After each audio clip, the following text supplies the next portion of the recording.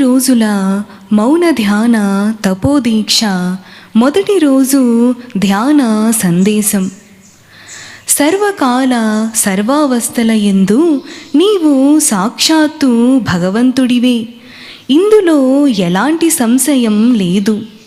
మరి నీవే భగవంతుడైనప్పుడు ఎందుకు ఒక నిమిషము కూడా నేను భగవంతుడను అనే బ్రహ్మానుభూతిని ఎందుకు పొందలేకపోవుచున్నావు? కారణం ఏమిటి? దోషం ఏమిటి? మూల కారణం, ప్రధాన దోషం మనస్సే. మనస్సుతో సంబంధం నీకున్నంతకాలం, మనస్సుతో తాదాప్యము నీకున్నంతకాలం నీవు భగవంతునిగా శోభించలేవు.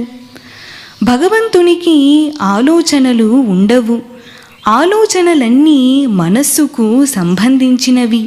కాబట్టి ఆలోచించడం మానేయి.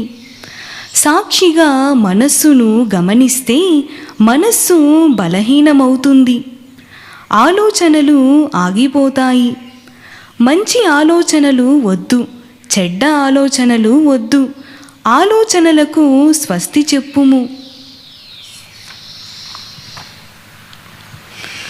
అప్పుడే నీవు మనస్సని పిశాచము నుండి విడిపడతావు, భగవంతునిగా శోభిస్తావు.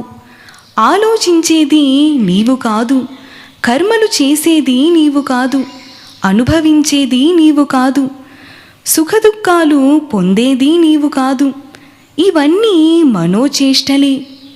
ఈ రహస్యం గ్రహించడమే బ్రహ్మజ్ఞానం. కాబట్టి ఆలోచించకుండా ఉండడమే అసలైన సాధన. సంకల్ప వికల్పాలు లేకుండా ఊరికే ఉండడమే నిజమైన సాధన. ఆలోచించకుండా ఉండే శక్తిని నీవు సాధిస్తే నీకు ఏ శాస్త్రాల అధ్యయనం అవసరము లేదు. నీకు ధ్యానముతో కూడా అవసరము లేదు. నియమనిష్టలతోనూ పని లేదు. కాబట్టి ఆలోచించకుండా ఉండేందుకు ప్రయత్నించు. మనస్సు పదే పదే నీపై దాడి చేస్తుంది, కుయుక్తితో గారడి చేస్తుంది. నీవు కూడా శ్రద్ధతో, పట్టుదలతో సాధన చెయ్యుము. జయం నీదే, పరమానందం నీదే.